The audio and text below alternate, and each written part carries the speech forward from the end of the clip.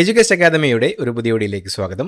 കേരള PSCയുടെ പരീക്ഷകളിൽ ആവർത്തിച്ച് ചോദിക്കാറുള്ള സുപ്രധാന നിയമങ്ങളെക്കുറിച്ചുള്ള ചോദ്യോത്തരങ്ങളാണ് ഈ വീഡിയോയിലൂടെ നമ്മൾ നോക്കുന്നത്. അപ്പോൾ ഇനി വരുന്ന പരീക്ഷയ്ക്ക് ഈ ടോപ്പിക്കിൽ നിന്നുള്ള മാർക്ക് ഉറപ്പിക്കാനായിട്ട് വീഡിയോ മുഴുവനായിട്ട് കാണാൻ ശ്രമിക്കുക. ചോദ്യങ്ങളിലേക്ക് കടക്കാം. വിവരാവകാശ നിയമം RTI ആക്ട് ഇന്ത്യയിൽ നിലവിൽ വന്ന വർഷം ഏതാണ്? 2005. 2005 RTI ആക്ട് വിവരാവകാശ നിയമം ഇന്ത്യയിൽ നിലവിൽ വന്നത്. ഇന്ത്യയിൽ വിവരാവകാശ നിയമം പൂർണ്ണമായി പ്രാബല്യത്തിൽ വന്നത് 2005 ഒക്ടോബർ 12 2005 മെയ് മാസത്തിലാണ് ഇന്ത്യൻ പാർലമെന്റ് ഈ നിയമം പാസാക്കിയത്. 2005 ജൂൺ 15 രാഷ്ട്രപതി ഈ നിയമത്തിന് അംഗീകാരം നൽകി. വിവരാവകാശ നിയമപ്രകാരം അപേക്ഷകന് വിവരങ്ങൾ നൽകേണ്ട നിശ്ചിത സമയപരിധി എത്ര ദിവസമാണ്? 30 ദിവസം. വിവരാവകാശ നിയമപ്രകാരം അപേക്ഷകന് വിവരങ്ങൾ നൽകേണ്ട നിശ്ചിത സമയപരിധി 30 ദിവസമാണ്. RTI ആക്ട് പ്രകാരം ഒരു പബ്ലിക് ഇൻഫർമേഷൻ ഓഫീസർ 30 ദിവസത്തിനകം മറുപടി നൽകണം. അസിസ്റ്റന്റ് പബ്ലിക് ഇൻഫർമേഷൻ ഓഫീസർ വഴിയാണ് അപേക്ഷ സമർപ്പിക്കുന്നതെങ്കിൽ ഈ സമയപരിധി 5 ദിവസം കൂടി വർദ്ധിക്കും. മൂന്നാം കക്ഷിയുമായി കൂടിയാലോചന ആവശ്യമാണെങ്കിൽ സമയപരിധി 40 ദിവസം വരെ നീളാം. ഒരു വ്യക്തിയുടെ ജീവനെയോ സ്വാതന്ത്ര്യത്തെയോ ബാധിക്കുന്ന കാര്യമാണെങ്കിൽ 48 മണിക്കൂറിനുള്ളിൽ മറുപടി നൽകേണ്ടതുണ്ട്. ദാരിദ്ര്യരേഖയ്ക്ക് താഴെയുള്ളവർക്ക് അപേക്ഷാ ഫീസിൽ നിന്ന് ഇളവുണ്ട്. 2019 ഉപഭോക്തൃ സംരക്ഷണ നിയമം കൺസ്യൂമർ പ്രൊട്ടക്ഷൻ ആക്ട് നിലവിൽ വന്ന തീയതി ഏതാണ്?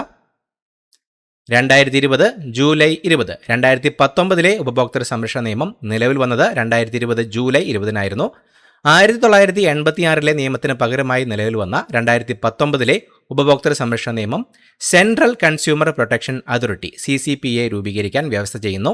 വിവരങ്ങൾ അറിയൽ, സുരക്ഷ, തിരഞ്ഞെടുപ്പ്, കേൾക്കപ്പെടൽ, പരിഹാരം തേടൽ, ബോധവൽക്കരണം എന്നീ 6 പ്രധാന അവകാശങ്ങൾ ഈ നിയമം ഉപഭോക്താക്കൾക്ക് ഉറപ്പു നൽകുന്നു.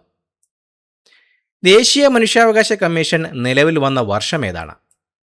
1993. 1993 ദേശീയ മനുഷ്യാവകാശ കമ്മീഷൻ നിലവിൽ വന്നത്. 1993 മനുഷ്യാവകാശ സംരക്ഷണ നിയമപ്രകാരം 1993 ഒക്ടോബർ 12 സ്ഥാപിതമായ ഒരു സ്വയംഭരണാധികാരമുള്ള സ്ഥാപനമാണ് ദേശീയ മനുഷ്യാവകാശ കമ്മീഷൻ NHRC.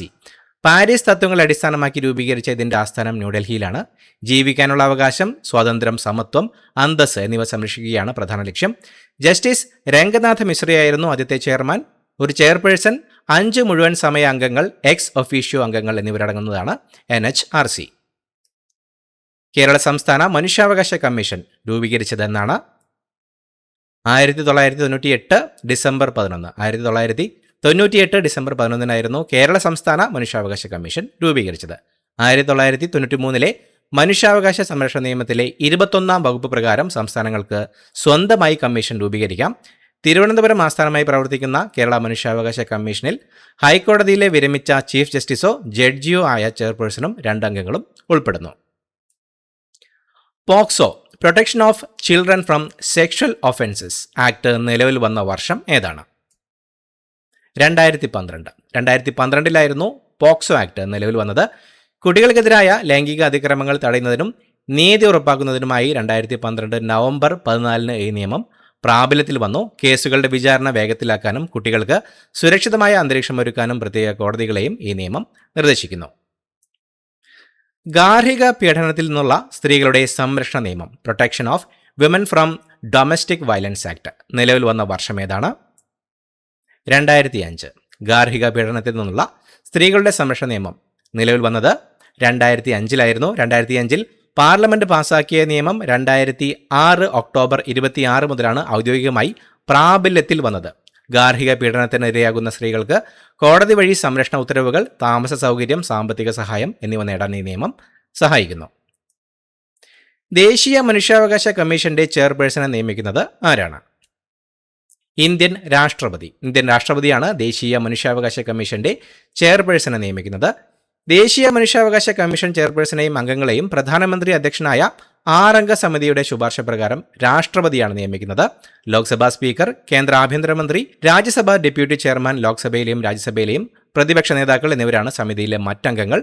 സുപ്രീം കോടതിയിലെ മുൻ ചീഫ് ജസ്റ്റിസോ മുൻ ജഡ്ജിയോ ആയിരിക്കണം ചെയർപേഴ്സൺ എന്നത് നിർബന്ധമാണ്. ദേശീയ മനുഷ്യാവകാശ കമ്മീഷൻ ചെയർപേഴ്സന്റെ വിരമിക്കൽ പ്രായം എത്രയാണ്? 70 വയസ്സ്. 70 വയസ്സാണ് ദേശീയ മനുഷ്യാവകാശ കമ്മീഷൻ ചെയർപേഴ്സന്റെ വിരമിക്കൽ പ്രായം. ദേശീയ മനുഷ്യാവകാശ കമ്മീഷൻ ചെയർപേഴ്സന്റെ കാലാവധി 3 വർഷം അല്ലെങ്കിൽ 70 വയസ്സ് തികയുന്നത് വരെയാണ്. ഇതിലേതാണോ ആദ്യം സംഭവിക്കുന്നത് അതനുസരിച്ചാണ് കാലാവധി നിശ്ചയിക്കുന്നത്.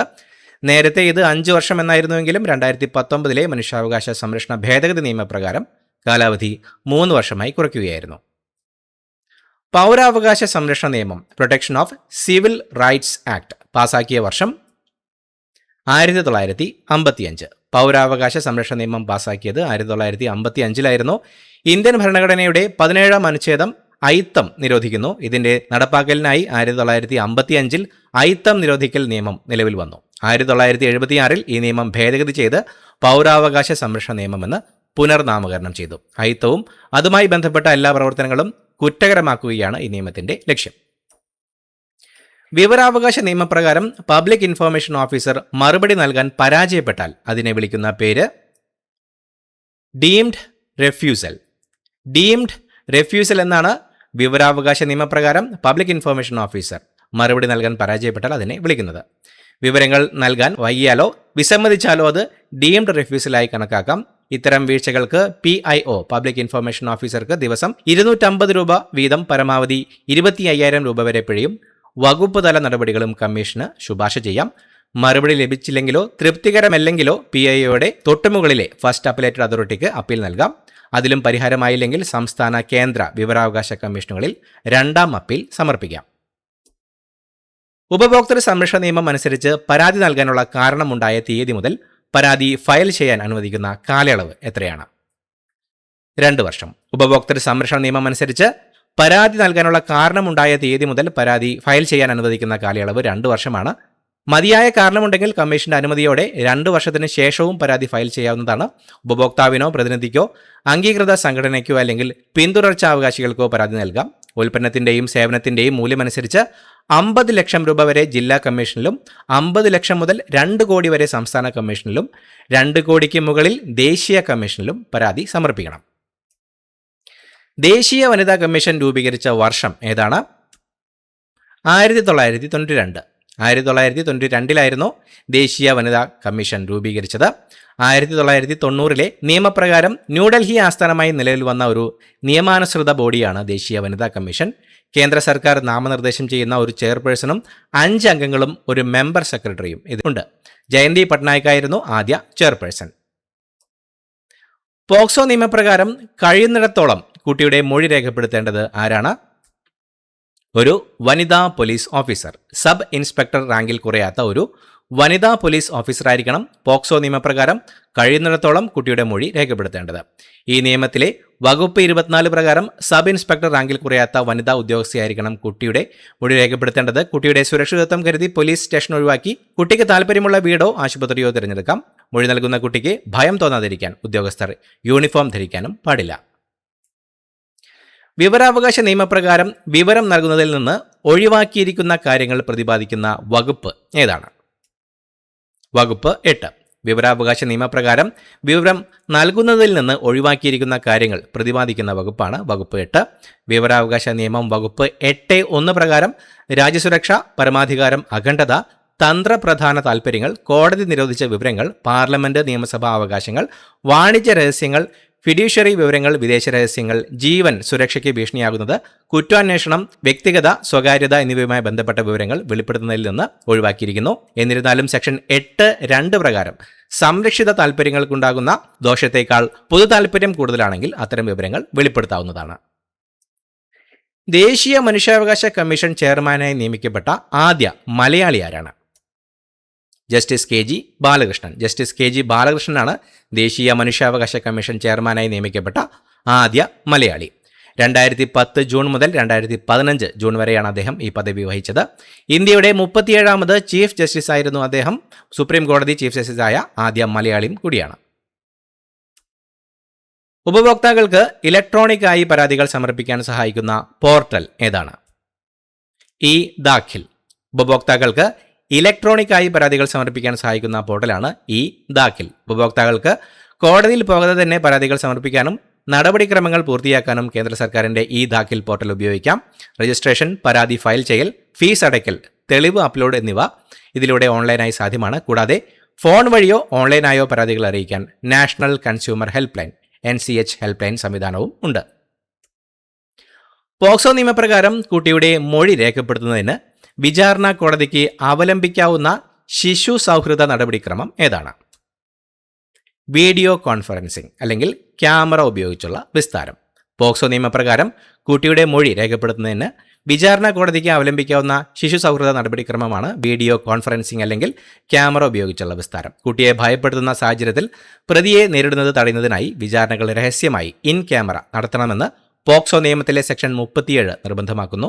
കൂടാതെ കുട്ടിയുടെ മാനസിക ആഘാതം കുറയ്ക്കുന്നതിനും നേരിട്ട് കോടതിയിൽ ഹാജരാകേണ്ടി വരുന്നത് ഒഴിവാക്കുന്നതിനും വേണ്ടി സുരക്ഷിതമായ അന്തരീക്ഷത്തിൽ മൊഴി രേഖപ്പെടുത്താൻ വീഡിയോ കോൺഫറൻസിംഗ് സംവിധാനം ഉപയോഗിക്കാൻ പോക്സോ ചട്ടങ്ങളും മറ്റ് നടപടിക്രമ മാർഗനിർദ്ദേശങ്ങളും അനുവദിക്കുന്നുണ്ട്. സംസ്ഥാന മനുഷ്യാവകാശ കമ്മീഷൻ ചെയർമാനെ നിയമിക്കുന്നത് ആരാണ്? സംസ്ഥാന ഗവർണർ. സംസ്ഥാനത്തിലെ ഗവർണറാണ് സംസ്ഥാന മനുഷ്യാവകാശ കമ്മീഷൻ ചെയർമാനെ നിയമിക്കുന്നത്. സംസ്ഥാന മനുഷ്യാവകാശ കമ്മീഷൻ ചെയർമാനെ മുഖ്യമന്ത്രി അധ്യക്ഷനായ സമിതിയുടെ സ്പീക്കർ, പ്രതിപക്ഷ നേതാവ്, ആഭ്യന്തരമന്ത്രി എന്നിവരടങ്ങുന്ന മുഖ്യമന്ത്രി അധ്യക്ഷനായ സമിതിയുടെ ശുപാർശ പ്രകാരം ഗവർണർ നിയമിക്കുന്നു. ഉപരിസഭയുള്ള സംസ്ഥാനങ്ങളിൽ കൗൺസിൽ ചെയർമാനും പ്രതിപക്ഷ നേതാവും ഈ സമിതിയിൽ ഉണ്ടാകും. ഹൈക്കോടതി മുൻ ചീഫ് ജസ്റ്റിസോ മുൻ ജഡ്ജിയോ ആയിരിക്കണം ചെയർമാൻ. 3 വർഷം അല്ലെങ്കിൽ 70 വയസ്സ് വരെയാണ് കാലാവധി. ദേശീയ പട്ടികജാതി commission, national commission for scheduled caste NCSC ഭരണഘടനാപരമായ പദവി നേടിയത് ഏത് ഭരണഘടനാ ഭേദഗതി പ്രകാരമാണ്? 89ാം ഭേദഗതി. ദേശീയ പട്ടികജാതി കമ്മീഷൻ ഭരണഘടനാപരമായ പദവി നേടിയത് 89ാം ഭരണഘടനാ ഭേദഗതി പ്രകാരമായിരുന്നു. 2003 89ാം ഭരണഘടനാ ഭേദഗതിയിലൂടെയാണ് പട്ടികജാതി കമ്മീഷൻ ആർട്ടിക്കിൾ 338 ഭരണഘടനാപരമായി പദവി നേടിയത്. ഇതോടെ പട്ടികജാതി പട്ടികവർഗ വിഭാഗങ്ങൾക്കുണ്ടായിരുന്ന സംയുക്ത കമ്മീഷൻ വിഭജിച്ച് പട്ടികവർഗക്കാർക്കായി പ്രത്യേക കമ്മീഷൻ ആർട്ടിക്കിൾ 338A നിലവിൽ വന്നു. രാഷ്ട്രപതി നിയമിക്കുന്ന ഈ കമ്മീഷനിൽ ഒരു ചെയർപേഴ്സൺ, വൈസ് ചെയർപേഴ്സൺ, 3 അംഗങ്ങൾ എന്നിവർ ഉൾപ്പെടുന്നു. ഇത്രയുമാണ് ചോദ്യങ്ങൾ. പുതിയൊരു വീഡിയോയുമായി വീണ്ടും കാണാം. Thank you so much for watching. Have A nice day.